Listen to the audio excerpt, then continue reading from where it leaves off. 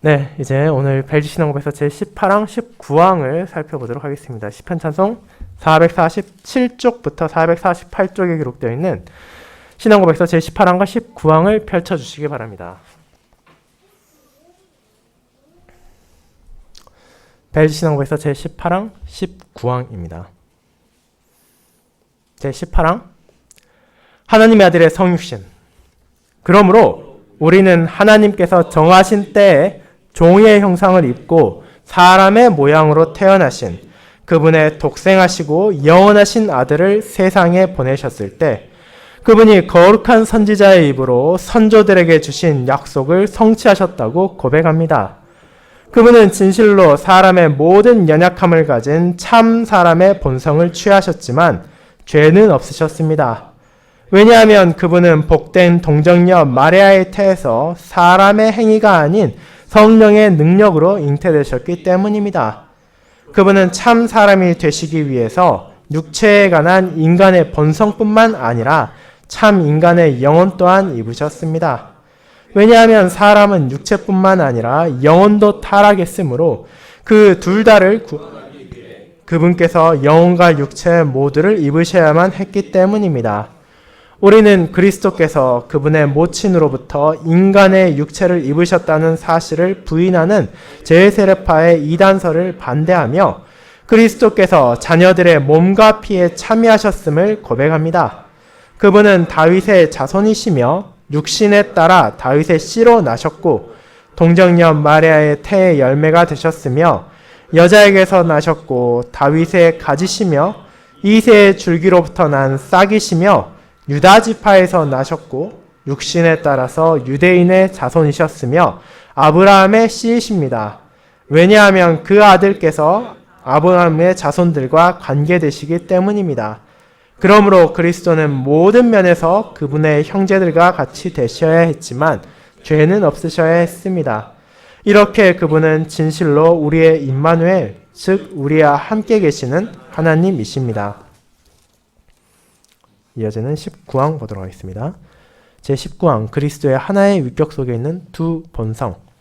우리는 이 수태로 하나님의 아들의 위격이 인성과 분리될 수 없이 연합되고 연결되었기 때문에 하나님의 두 아들이 계시거나 두 위격이 계신 것이 아니라 오직 두 본성이 단 하나의 위격 속에 연합되었다는 것을 믿습니다.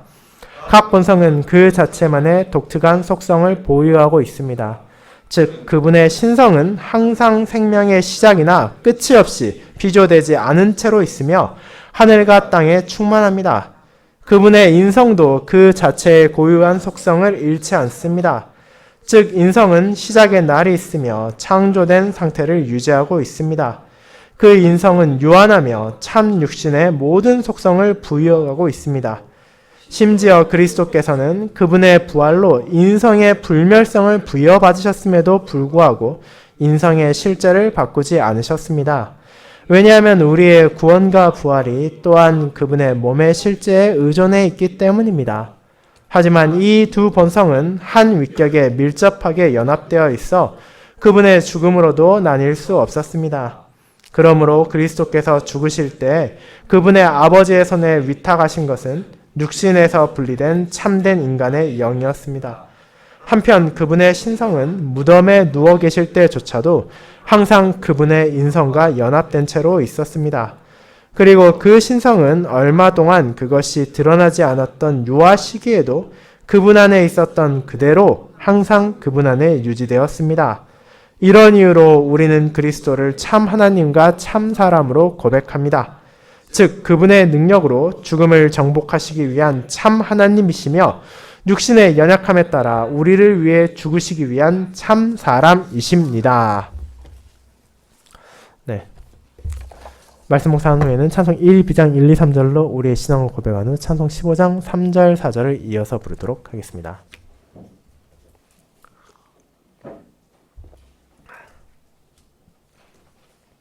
사랑하는 주 예수 그리스도 안에 있는 형제 자매님들, 이제 총선 또 국회의원을 뽑기 위한 선거를 얼마 남기지 않는 이 시점에서 우리들이 종종 듣게 되는 표현이 있습니다. 그것은 광주의 아들 혹은 광주의 딸과 같이 국회의원에 출마한 사람들이 우리가 그 지역 출신이라는 것을 강조하는 문구입니다. 그것이 어떤 의미를 가지고 있습니까? 사실 그 사람이 어디에서 태어났느냐는 그 사람이 가진 능력과 별개의 것입니다. 하지만 매번 선거철만 되면 저런 말들이 끝없이 나온 이유는 무엇입니까? 그것은 내가 그 지역에서 태어났고 그렇게 그 사람들의 사정을 이해하며 지역 현안과 같은 어려움을 알고 있다는 공감대를 형성하기 위한 것입니다. 그리고 실제로도 기왕 출마한 사람들의 능력이 비슷해 보인다면 그래도 자기 지역에서 태어난 사람 혹은 그 지역의 학교를 졸업한 사람들이 더 많은 지지를 얻는다는 것, 결국 그 사람이 우리를 더 이해할 수 있을 것이란 기대를 투표로 드러낸다는 것을 우리는 잘 알고 있습니다. 여러분은 왜 이런 비유를 제가 들었는지 이제 아실 것입니다. 그것은 바로 신자와 우리의 주님과의 관계와 연결되어 있기 때문입니다. 우리는 종종 하나님께서 내 삶과 너무 멀리 있는 존재라고 여길 때가 있습니다. 그분께서 과연 나의 아픔, 나의 슬픔, 나의 괴로움을 이해할 수 있을지 의문을 품기도 한다는 것입니다. 하나님께서는 거룩하신 분이시지만 우리는 너무도 낮고 비천한 자에게 죄와 비참 가운데 매일 싸워가야 하고 이 세상을 가득 채운 시련과 고통과 역경으로 눈물을 흘리고 분노를 삼키기도 하는 존재이기에 하나님께서 이 모든 나의 어려움을 과연 이해할 수 있을지, 알고 계실지 회의감을 품을 때도 있습니다. 그것은 일리 있는 의문처럼 느껴질 수 있습니다.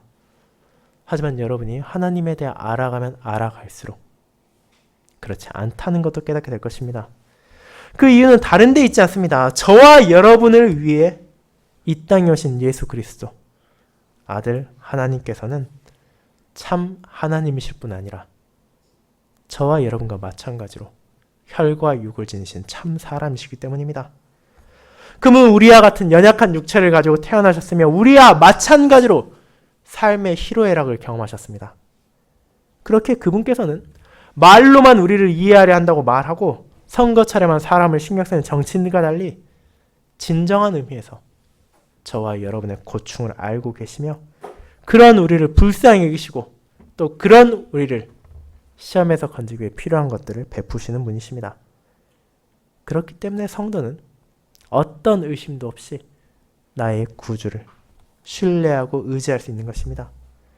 그런 주님의 진리를 전하는 벨시당국에서 제18항과 19항의 내용을 저는 우리는 자기 백성을 이해하시는 구주를 믿습니다 라는 제목으로 나누고자 합니다. 그리고 이 고백들이 담고 있는 성자 하나님에 대한 성경의 진리를 통해 그분을 구주로 가진 자가 붙잡을 수 있는 참되고 영원한 위로 가운데 저와 여러분이 함께 거하기를 소망합니다. 예를 들자면 첫 번째, 우리는 그분께서 참 사람으로 오셨음을 믿습니다.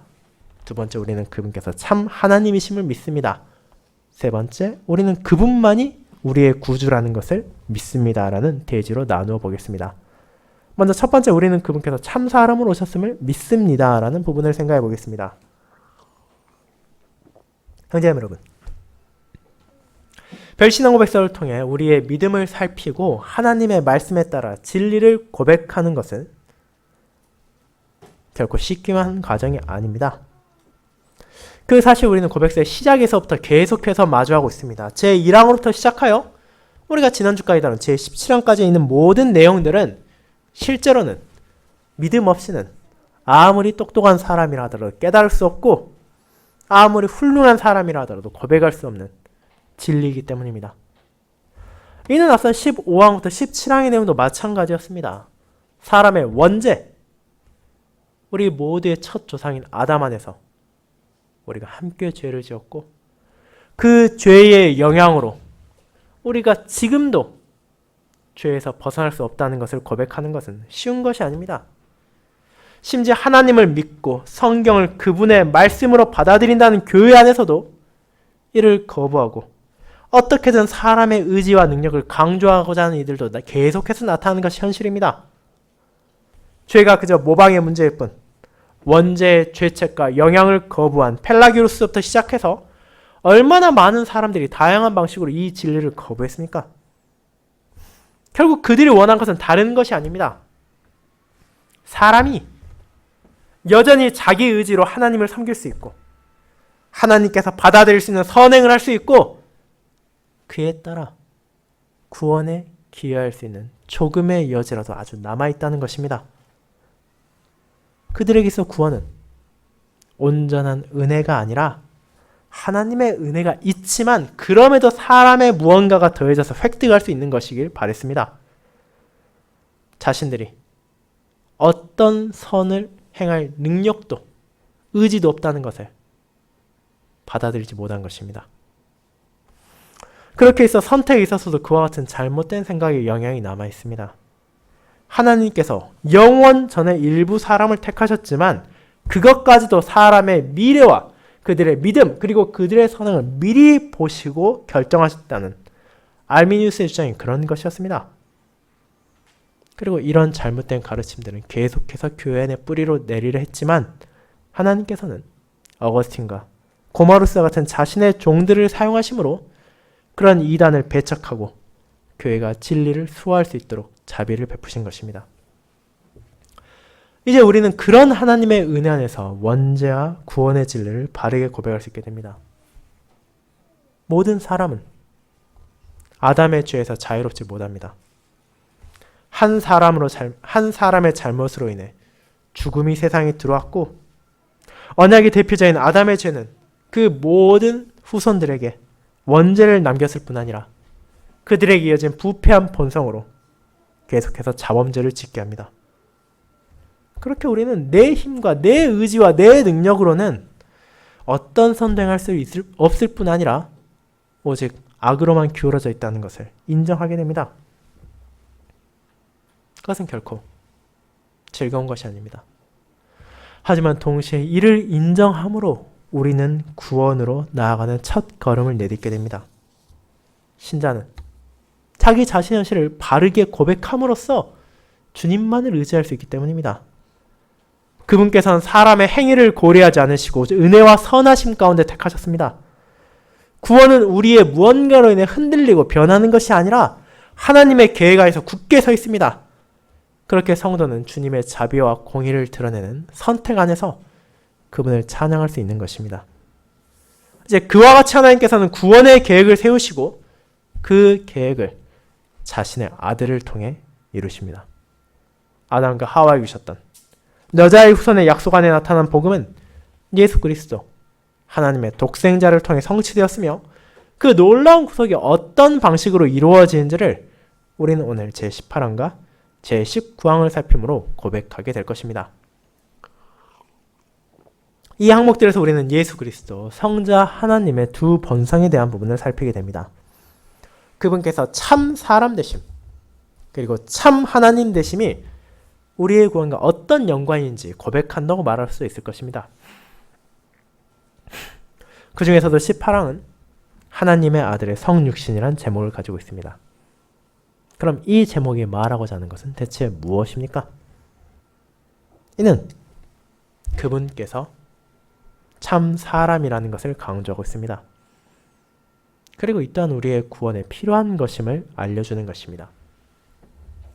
먼저 우리는 예수 그리스도께서 참 사람이란 사실을 부인하는 이들이 있다는 것을 기억할 필요가 있습니다. 그들은 어떤 이들입니까? 대표적으로 벨신왕 고백서가 말하는 제세례파들이 있습니다.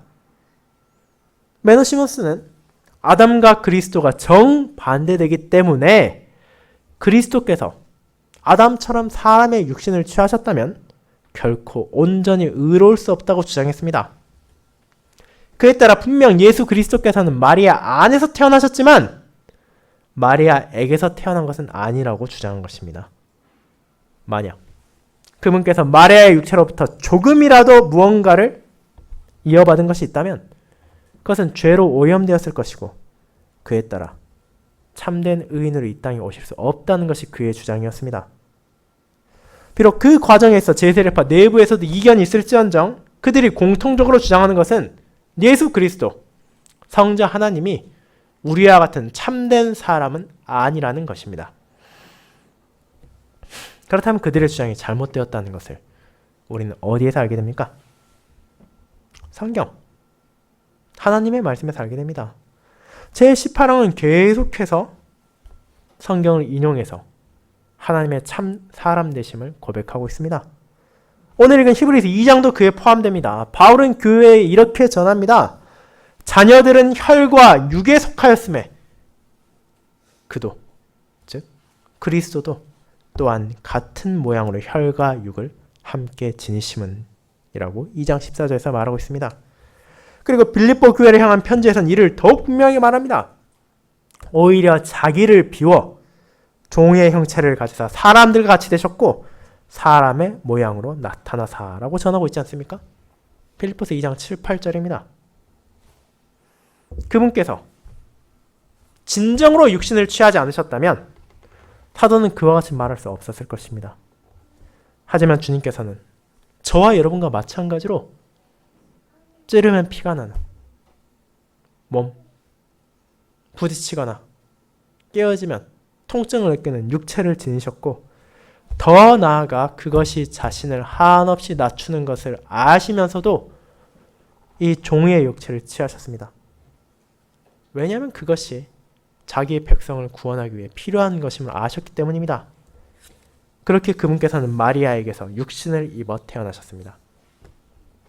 그리고 이 시점에서 우리는 성자 하나님의 낮아지심을 기억할 필요가 있습니다. 세상의 많은 사람들, 저나 여러분도 포함해서 자신의 영광이나 지위나 명예가 떨어지는 것을 좋아하지 않습니다.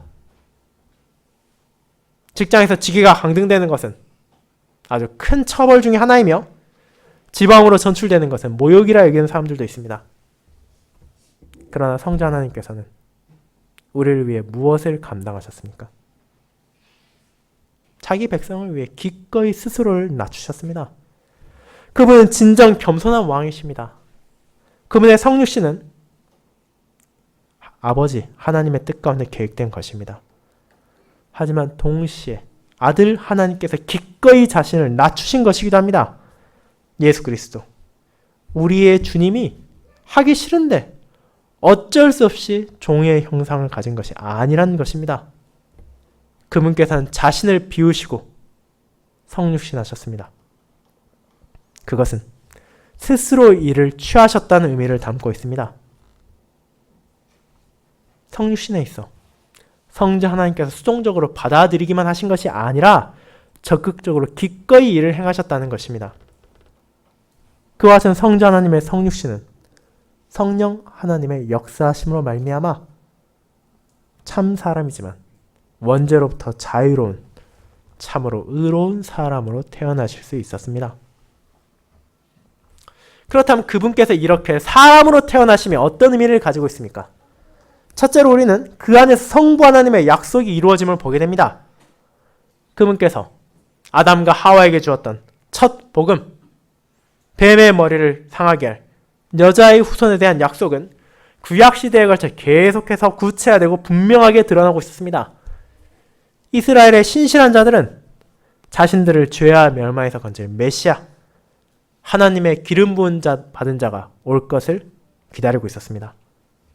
그리고 그분께서는 유다 지파의 후손이자 다윗 왕가의 적법한 후계자로 이 땅에 오셨습니다. 이를 통해 다윗에게 주어진 약속, 영원히 무너지지 않을 영광스러운 나라의 왕의 약속을 성취하신 것입니다. 그런데 이는 히브리서를 통해 읽은 것처럼 저와 여러분에게도 위로가 되는 사실을 전하고 있습니다. 그분께서 참 사람으로 이 땅에 태어나신 것은 저와 여러분의 연약함과 어려움을 그분께서도 경험하시고 그렇게 이해하실 수 있다는 의미이기 때문입니다. 예수 그리스도 우리의 주님은 참 사람이십니다. 그것은 그분께서 죄와 비참으로 가득한 세상에서 저와 여러분이 경험하는 고통과 아픔을 겪으셨음을 의미합니다. 우리는 그분의 삶을 돌이켜볼 수 있습니다. 그분은 부와 명예를 가진 훌륭한 가문에서 태어나지 않으셨습니다. 물론 그분께서는 다윗 왕가의 혈통을 잃으셨지만 그 시점에서 다윗 왕가의 권위는 땅바닥에 떨어져 있었습니다. 그분께서는 깨끗하고 부드러운 침대가 아니라 짐승들이 먹이를 먹는 구유에 누워주셔야 했습니다. 그 이후의 삶도 마찬가지입니다. 요셉이 세상을 떠난 후 그분께서는 장자로서 어머니와 동생들을 먹여 살려야 했습니다. 목수라는 힘들고 험한 일을 하며 생계를 유지하셨습니다. 공적인 사역이 시작된 후에는 어떻습니까? 여전히 그분에게서 굶주림과 목마름은 남의 일이 아니었습니다. 그분은 결코 넉넉하지 않은 삶을 이어가야 했으며 그뿐 아니라 이 세상에서 찾아오는 다양한 비참을 경험하셨습니다. 자신의 가족들이 그분에게서 등을 돌렸습니다. 자신의 제자가 배신했습니다. 자신을 따르던 이들이 호산나를 외치며 자신을 환영하던 이들이 며칠도 되지 않아 저 사람을 죽이라고 외치는 것을 들어야 했습니다. 그분은 사랑하는 지인이 죽는 것을 보아야 했고 죄와 비참이 이 땅에 얼마나 큰 고통과 슬픔을 남겼는지를 누구보다 잘 아셨습니다. 왜냐하면 그 모든 것을 경험하셨기 때문입니다. 그리고 그분께서는 심지어 우리를 위해 하나님의 진노까지도 받아들이셨습니다. 그를 통해 우리가 감히 감당할 수 없는 죄에 대한 공의로운 심판을 몸과 영혼으로 감당하신 것입니다. 이제 그런 그분을 향해 대체 어떤 사람이 하나님은 우리의 연약함을, 우리의 고통을, 우리의 비참을 이해할 수 없다고 말할 수 있겠습니까? 누구도 그런 말을 감히 할 수도 없으며 해서도 안 됩니다. 그분은 시험을 받아 고난 받으셨기에 시험 받는 자들 능히 도우실 수 있으시며 우리의 연약함을 아시기에 우리를 불쌍히 여기시는 주님이십니다. 그리고 그 모든 것은 하나님께서 종의 형상을 입고 참 사람으로 이 땅으로 오셨기에 우리가 가질 수 있는 놀라운 확신입니다. 사랑하는 형제자매 여러분, 이렇게 우리는 성자 하나님께 성육신하셨다는 진리를, 그분께서 참 사람이라는 진리를 고백하게 됩니다. 그리고 이를 증거하는 많은 성경 구절들은 우리로 하여금 그것이 진실이라는 것을, 우리가 모든 의심을 버리고 그분의 사람 되심을 받아들여야 한다는 것을 알려줍니다. 그리고 우리가 그렇게 할 때, 그리스도의 성육신을 믿을 때 우리에게 주어진 위로가 있습니다. 앞서 말씀드린 것처럼 이는 그분께서 저를 그리고 여러분을 이해하신다는 확실한 증거이기 때문입니다. 우리는 경험하지 못한 것을 온전히 이해할 수 없습니다. 아픔도 슬픔도 고통도 괴로움도 즐거움도 직접 겪지 않는 이상은 제대로 안다고 말할 수 없으며 그에 따라 상대의 고통을, 상대의 기쁨을 공감하는데 어려움을 느끼기도 합니다. 물론 그런 부족한 우리와 하나님을 동일시할 수는 안 됩니다. 그럼에도 예수 그리스도, 우리의 주님께서는 그런 우리의 연약함을 아시기에 자신이 직접 참 사람으로 그 모든 고통과 슬픔을 경험하셨습니다. 그리고 이제 그런 주님께서 내가 그 모든 것을 이해하고 있으며 그렇게 너희를 불쌍히 여기며 너에게 필요한 것들을 주실 것이라 약속하는 것입니다. 그분께서 참 사람이시기에 우리는 이를 확신할 수 있습니다. 그리고 그 사실이야말로 우리에게 위로를 줍니다. 우리의 구주께서는 저와 여러분의 아픔을 아시는 분이시고 그것을 이해하는 분이시기 때문입니다. 그 손길을 통해 우리의 상처가 낫고 우리의 고통이 사라질 것입니다.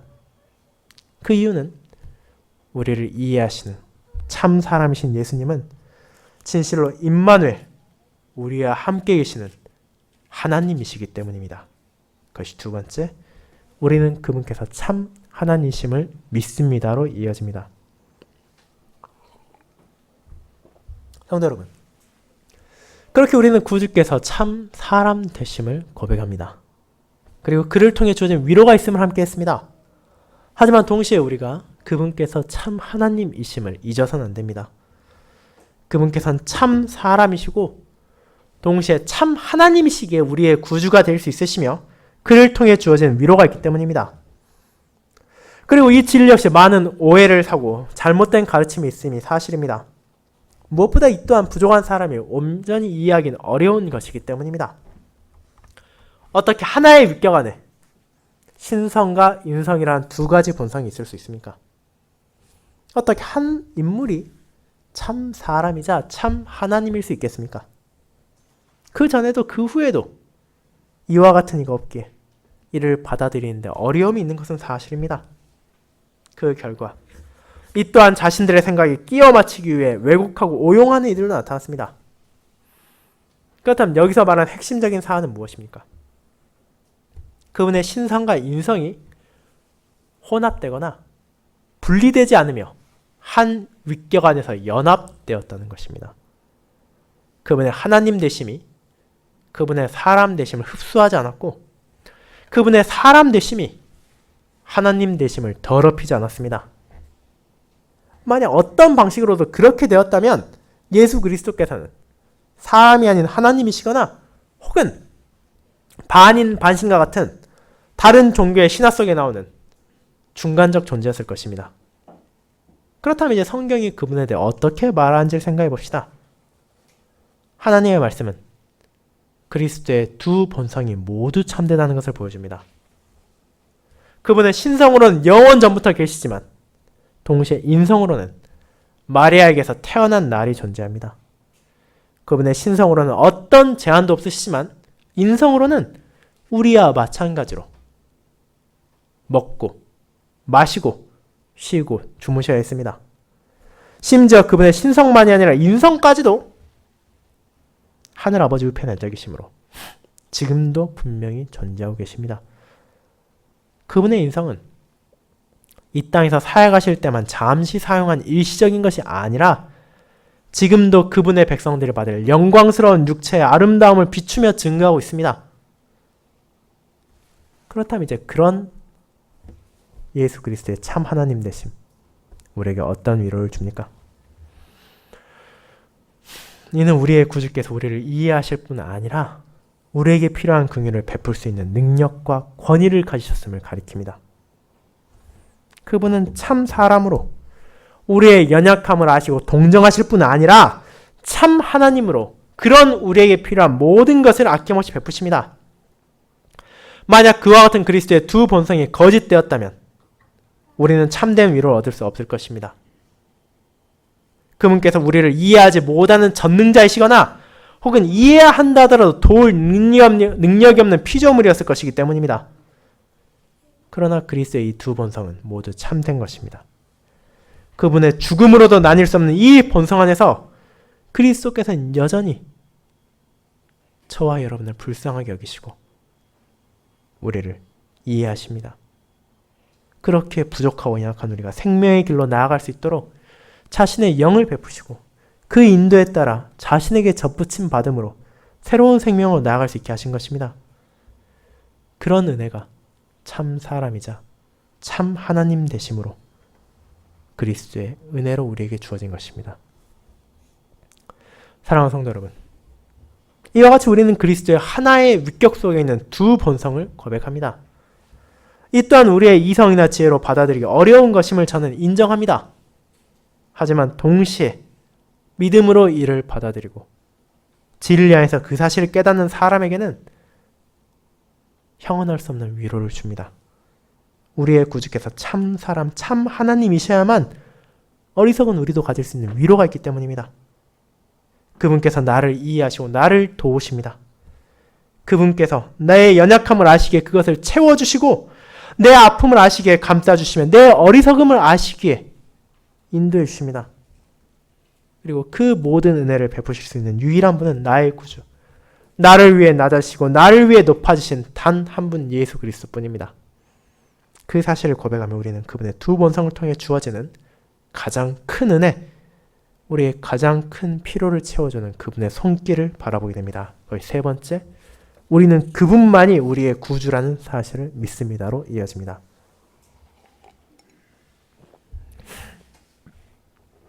성도 여러분, 이제 우리는 그리스도의 두 본성, 혼합되지도 분리되지도 않지만 온전히 연합한 인성과 신성을 고백했습니다. 그리고 그를 통해 주어지는 가장 큰 은혜가 무엇인지를 살피고자 합니다.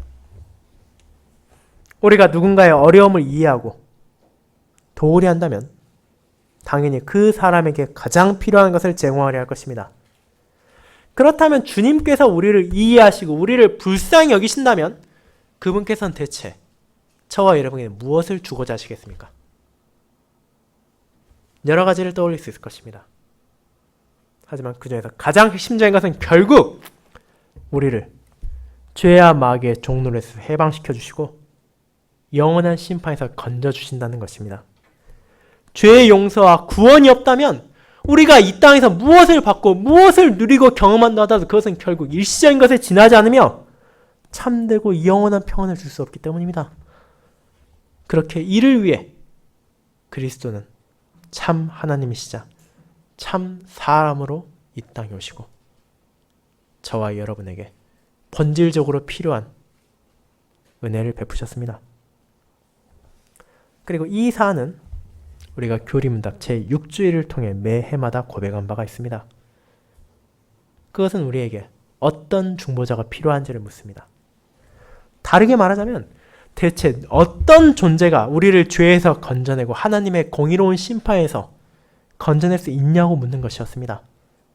그리고 그에 대한 답은 참 사람이시며 죄가 없으셔야 하고 동시에 참 하나님이신 분이어야만 한다는 것이었습니다. 하나님께서는 사람의 죄를 다른 존재가 감당하도록 하지 않으시기에 사람의 죄를 치르기 위한 중보자는 사람이어야 했습니다. 하지만 동시에 그 존재는 죄가 없어야 했습니다. 자신이 죄인이라면 그 자신의 죄를 갚아야 할지 타인의 죄를 능히 감당할 수 없기 때문입니다. 그러나 여기에서 문제가 발생합니다. 모든 사람은 원죄와 자범죄로부터 자유롭지 못하는 것이었습니다. 그렇기에 성자께서 성부의 뜻 안에서 성령의 역사로 이 땅에 태어나실 필요가 있었습니다. 그분께서는 원죄로부터 자유로운 유일한 사람으로 이 땅에 오셨고 자신의 모든 삶 가운데 그 수많은 시련과 고통 가운데서도 죄를 짓지 않으심으로 우리의 죄를 감당할 수 있는 자격을 갖추신 것입니다. 그리고 그분께서는 참 하나님이셨습니다. 자기 백성의 죄에 대한 하나님의 공의, 그분의 엄정한 심판은 어떤 피조물도 감당할 수 없는 것이었습니다. 하지만 예수님은 자신의 신성으로 이를 받아들일 수 있으셨습니다. 그분께서 보배로운 피를 흘리시고 자신의 생명을 내어주셨기에 영원하고 무한한 본질에 속하신 독생하신 하나님의 아들의 죽으심으로 가장 위대한 값이 치러졌다는 것을 우리는 돌체신경 둘째 교리 제4항에서도 고백합니다. 그와 같은 참되고 온전한 희생제사, 자신의 양떼에게 가장 필요한 본질적인 은혜를 베풀기 위해 그분께서는 참 하나님이시고 참 사람으로 이 땅에 오셨습니다. 이 복음의 위로를 제19항의 마지막 문단은 이렇게 고백합니다. 이런 이유로 우리는 그리스도를 참 하나님과 참 사람으로 고백합니다. 즉, 그분의 능력으로 죽음을 정복하시기 위한 참 하나님이시며 육신의 연약함에 따라 우리를 위해 죽으시기 위한 참 사람이십니다. 사랑하는 여러분, 이와 같이 신자는 나를 이해하시고 나를 도우시고 나를 건지시기 위해 죽으신 구주를 가졌음에 위로를 받습니다. 그분께서 우리가 세상에서 만날 수 있는 어떤 사람보다도 나를 사랑하는 부모, 내가 사랑하는 자녀, 혹은 나의 배우자, 나의 친구보다 나를 더 잘 알고 계십니다. 그분은 나의 죄에 대해, 나의 비참에 대해 알고 계시며 그 안에서 매일매일 싸워나가는 나를 불쌍히 여기십니다. 그런 그분께서 나에게 무엇을 주셨습니까? 자기 자신을 내어주셨습니다. 나를 위해 참 사람, 참 하나님께서 죽음으로 향하셨고 나를 위해 죽으심으로 나를 살게 하시고 나를 위해 심판받으심으로 나를 자유롭게 하셨고 나를 위해 버림받으심으로 내가 버림받지 않게 하셨습니다. 왜냐하면 우리를 이해하시는, 우리를 불쌍히 여기시는 그분께서 그것이 우리에게 가장 필요한 것임을 아셨기 때문입니다. 그리고 그 모든 은혜는 그분의 두 본성을 고백하는 이들에게 흔들리지 않는 확신으로 새겨줍니다. 그분이 어떤 분이신지를 알게 되므로 우리에게 주어진 은혜를 깨닫게 되는 것입니다. 그리고 그런 나의 구주께서 지금도 자신의 영을 통해 나와 함께 하십니다. 그렇게 그 크신 은혜에 감사하며 그분을 바라보는 삶을 이번 한 주도 살아가시기 바랍니다. 그런 길을 걸어가는 저와 여러분에게 우리가 함께 하시는 주님의 위로가 풍성히 주어질 것입니다. 아멘.